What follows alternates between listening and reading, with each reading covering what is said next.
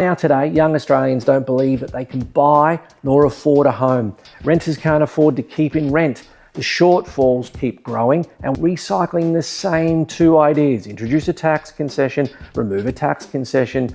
Oh, and for the sake of equivocation, or should I say epistemic cowardice, let's just call it reform. Now, Australia has a housing crisis. Actually, we've had one more or less since 1936. This is the story of one policy we invented to fix it, then we abolished to fix it, then we reinstated it to fix it. We argued about for 90 years, tried abolishing it again, panicked, reversed it, and just abolished it again. With confidence, I might add. Or probably more accurately, a very practiced level of political equivocation. Now let's set the scene. It's 1936, it's the Great Depression. Australia's broke, housing is scarce, and most ordinary Australians can't get a mortgage. The banking system's tight, credit is nearly impossible. And the idea of working Australians owning a home is for most people exactly that, an idea. The Conservative Lions government looks at this problem and arrives at what they consider to be a brilliant solution. They can't build enough housing because they don't have the money, but the private sector has both. So they cut a deal with wealthy Australians.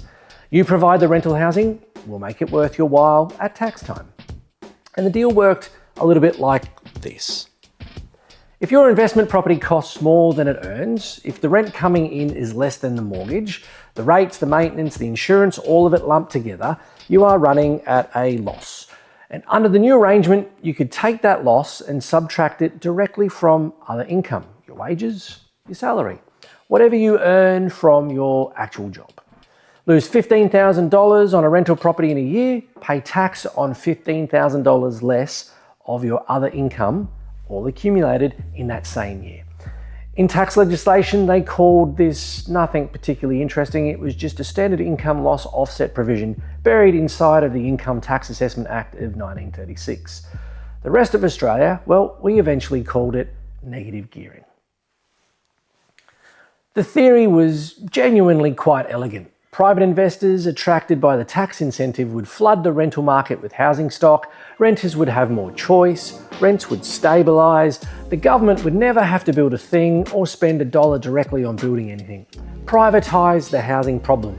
Let the tax system do the work. Whether it actually solved anything, well, that remains a matter of conjecture, but more on that a little later. So how does an income offset provision, or negative gearing, actually work? Before we go further, let's be precise about the mechanics, because most of the political debate around negative gearing is conducted by people who describe it rather incorrectly. Now, you borrow money to buy a property, you rent it out. The rent you collect doesn't quite cover your costs. You're losing money. Under negative gearing, that loss reduces your taxable income. Now, you're not making money from the property. You're not breaking even. You are deliberately, structurally, mathematically losing money and using that loss to pay less tax on the income that you've earned elsewhere. The investment only makes sense if the property eventually sells for substantially more than you paid for it. Therefore, you are losing money today in the expectation of making more money later. Effectively, the tax saving helps you keep holding the property through all of those years of loss. That is the strategy. In full, it's simultaneously very simple and, if you pause to think about it for even a moment, completely insane. You are voluntarily and by design losing money to save money on an asset that you hope will eventually make money. And the entire architecture depends on the tax system and rewards you for lose money in the first place. Negative gearing, the only investment strategy that requires a bad year to have a good one. Now, here's the part that the textbooks leave out. The textbook version of negative gearing involves a diligent investor who saves a deposit over many years, accumulates a cash position and a sum, and they use that to buy a property, rent it out, and then claim the losses. That is not what most Australian investors actually did for the last 20 years. What most Australian investors actually did was this. They bought their own home. It went up in value, significantly in most instances. They went back to their bank and they said, "Oi, mate, we'd like to borrow against this equity we've now got. How about it?" And the bank said, "Yes, great idea. You use that equity as the deposit on an investment property." Everybody wins. Borrowed the rest against the investment property itself, put in zero cash of their own. No years of saving, no cash deposit drained from their account. They used the system and the bank's money, secured against the value of their existing home that was rising in value, that is, to buy a second property with effectively nothing down. The equity formula that the banks used was really simple. Take your home's current value, multiply by 80%, subtract what you still owe, and the remainder is your usable equity. The bank will lend it to you. You use it as a deposit on the investment property purchase and borrow the rest against the new property. Now, if your home was worth $900,000 and you owed $400,000, you had $320,000 of usable, or rather inusable equity. Enough for a deposit on a $780,000 investment property without saving a single dollar. And the negative gearing tax offset, the annual tax saving from the rental loss, that was then factored by the bank into your borrowing capacity. Because it reduced your taxable income, it was treated by the lender as another form of income. They called it the negative gearing add back. Now, the tax refund that you'll receive from the loss was added back into their serviceability calculator, boosting how much they would let you borrow. Now, the tax policy in the lending system has become interlocked. That offset, or this offset rather, doesn't just save you tax, it made the bank more willing to lend you more money to buy more property. This is how Australia built its investor class, not through disciplined saving, but through equity recycling, leveraging borrowing, and a tax system that rewarded every step of it, all the way. Now, it worked spectacularly, particularly for people who already had a home, for those already in the market. For everyone else though, well, it meant competing at auction against buyers who weren't spending their own money, backed by banks with calculators, or whose calculations rather included a tax benefit as income. Let's put some current numbers on it so it's not quite so abstract. Now, the average Australian investor loan in Australia right now is $716,000. At current variable interest rates of around 6.9% interest only, for which most investors choose so they can keep their deductions maximised, that's roughly $49,000 a year in interest. Add council rates, utilities, landlord insurance, property management fees, and a modest maintenance allowance, and conservatively, you're at $58,000 to $60,000 in a year. Total holding cost, that is. Now, your tenant in a well-located property pays roughly $650 a week for a property like that. That's $33,800 a year in rent. You're losing approximately $26,000 a year, each and every year. Now, under negative gearing, that $26,000 comes off your taxable income. So if you're earning $150,000 a year and paying tax at roughly 39 cents in the dollar, that loss saves you about $10,000 in tax annually. The bank, when assessing whether or not to lend you the money for the next property, would look at that $10,000 tax saving and count some or all of it as income in their serviceability calculators. Now, you're still losing $16,000 a year out of your actual pocket, but on paper, in the bank's model, you look more borrowable than you actually are.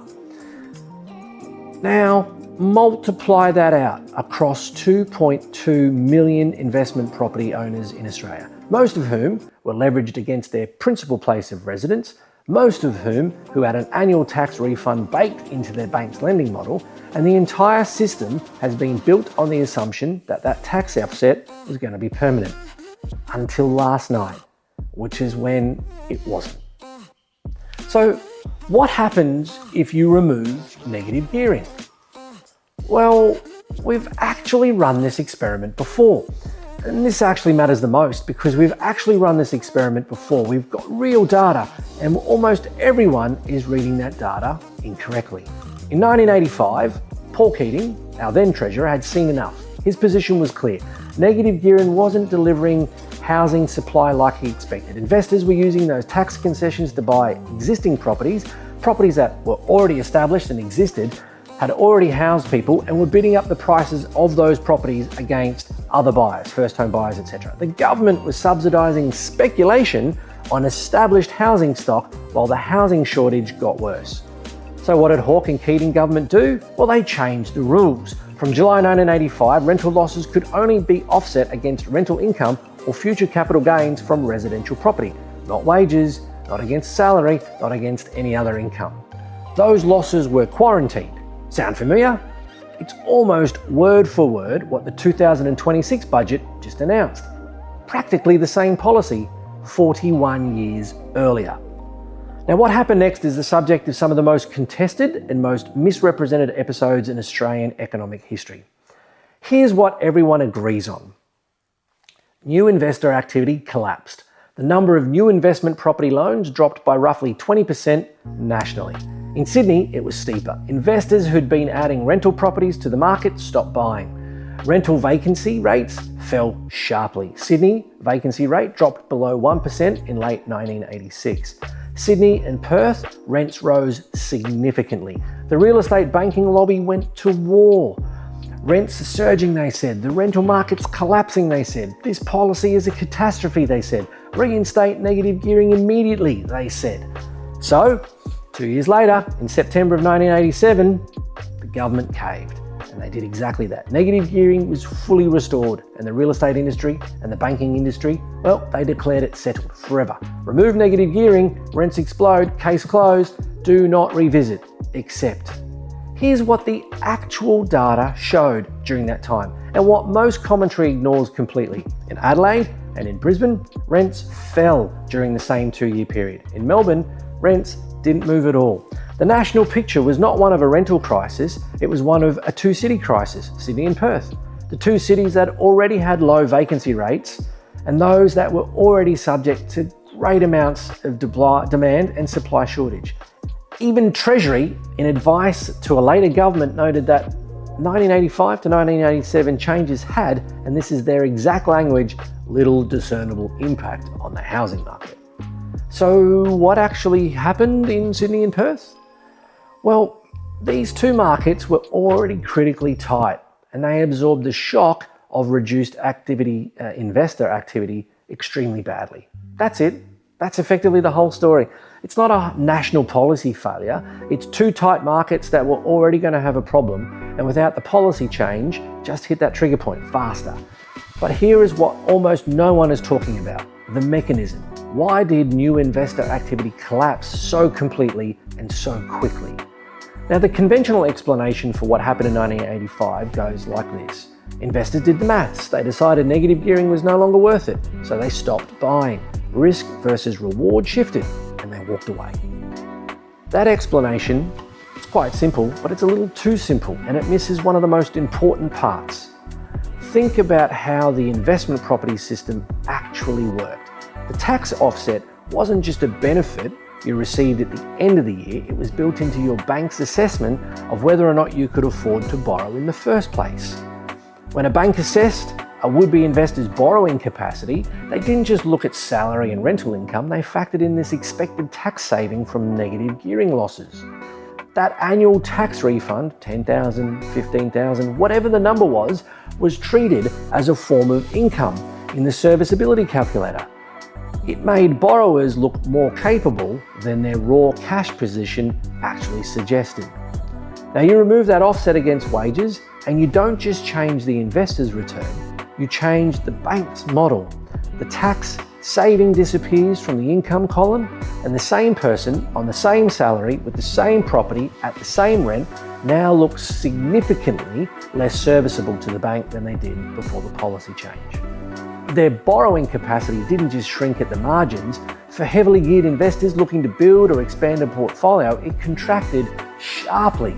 Properties that had their borrowing capacity and supported a week earlier were suddenly out of reach. We have a direct modern parallel to show you exactly what this looks like in the numbers. Just this week, days after the 2026 budget was announced, Macquarie Bank shared that it was removing negative gearing add-backs from its serviceability calculators for new investment property purchases of established homes or stock. The effect was immediate and precise. In one documented case, a pre-approved investor had their maximum loan recalculated after the add-back was stripped out. Their borrowing capacity dropped from $1.7 million to $1.27 million. Same income, same expenses, same property market, but $430,000 less in borrowing capacity. One policy change, and that's what happens to every investor in Australia, and what happened to every investor in Australia in July of 1985. Overnight, effectively, without buying or selling anything, without their income changing, without the property market moving in any direction, their effective borrowing capacity shrunk. It contracted. The bank's model changed, and for many investors, particularly those trying to enter the market or add to the portfolio, the numbers just didn't work anymore. So, the market didn't contract because investors decided negative gearing wasn't worth it philosophically. It contracted rather, because the bank said no, or said, sorry mate, it's less, or said, with the add backs, you're gone mate, you can't afford what you were planning to buy. New entrants to the investment market stopped. But here's the second mechanism, and this one actually explains where the rental crisis actually came from. The existing investors didn't sell. Think about that. Think about what an existing landlord was in 1985 was facing. Their property was already purchased. Their loan was already in place. The grandfathering provisions meant their existing arrangements were protected. They could still offset losses against wages on properties that they already held. But even if they hadn't been grandfathered, even if their tax position had worsened, what was their alternative? Sell into a market where the buyer pool had just shrunk, where no new investors could borrow as much as previously, where the attractiveness of an investment property had just been publicly questioned by the government. The incentive to sell evaporated, along with the incentive to buy. Existing landlords looked at the market and they made the smart decision: hold. So they didn't flood the market with properties for home buyers to purchase. They sat tight and they waited. The result was precisely the opposite of what Keating's policy intended it to be. The policy was designed to cool the market, cool demand, free up housing stock for owner-occupiers and first home buyers. Instead, it produced a market where rental stock stopped being created and existing rental stock stayed locked up with the existing landlords. And the only people who moved were renters into an increasingly tight market with nowhere else to go. Vacancy rates didn't fall because investors sold their properties. They fell because no new properties entered the rental pool, and the existing ones, they didn't go anywhere. So rents spiked, and in the cities that were already tight because the supply of available rentals was already contracted, the demand kept going up. The people that the policy was meant to help got hurt the most: renters. First home buyers, they got nothing.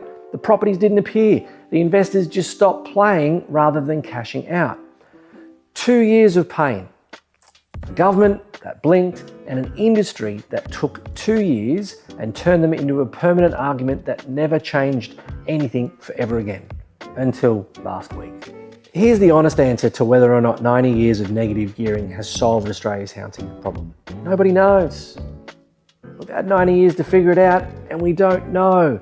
The pro side makes this case. Private investors, incentivised by negative gearing, delivered over 1.1 million additional rental properties between 1996 and 2021. Properties that the government didn't have to build, fund, or manage. Remove that incentive, and that private capital walks. Supply collapses and renters suffer. Now, the anti-side makes this case. Most of the investment went into existing properties, and that already existed. It didn't create housing, it transferred ownership of existing housing from a potential owner to a landlord. It drove up prices, it locked out first home buyers, and the tax concession cost the federal budget billions annually in foregone revenue that could have funded actual new housing construction. And both sides have a point. In 1985, both claims, it proves their argument. Treasury, well, it said it proved nothing. The uncomfortable truth is that housing supply and affordability are shaped by dozens of intersecting forces simultaneously. Interest rates, population growth, zoning laws, construction costs, labour availability, land releases, state planning rules, infrastructure investment. Isolating the specific impact of one tax policy within that system is, in practice, nearly impossible. Now, we ran that experiment for 2 years in the 80s and couldn't agree on exactly what happened.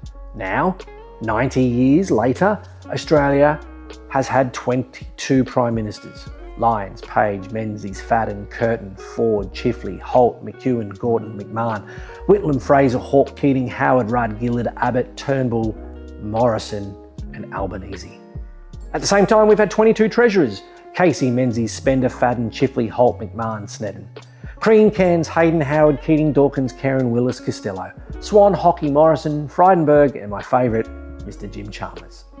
Every single one of them stood on their respective soapboxes and they told Australia that we've got a plan, we're going to fix housing, except none of them has. Right now today, young Australians don't believe that they can buy nor afford a home. Renters can't afford to keep in rent. The shortfalls keep growing and we keep recycling the same two ideas. Introduce a tax concession, remove a tax concession. Oh, and for the sake of equivocation, or should I say epistemic cowardice, let's just call it reform. Maybe it's time to stop looking for a government with the right policy and rather to start looking for a government, a Prime Minister and a Treasurer with the actual courage to do the hard work. Because the appetite towards working towards growing this away in ways that the housing economy or the housing would be genuinely affordable and not like slightly less affordable for a lucky few. But my skepticism is that we've had 44 of them since 1936. So I'll be a grandfather by the time we actually got or get a viable solution. Maybe that's why they call it grandfathering.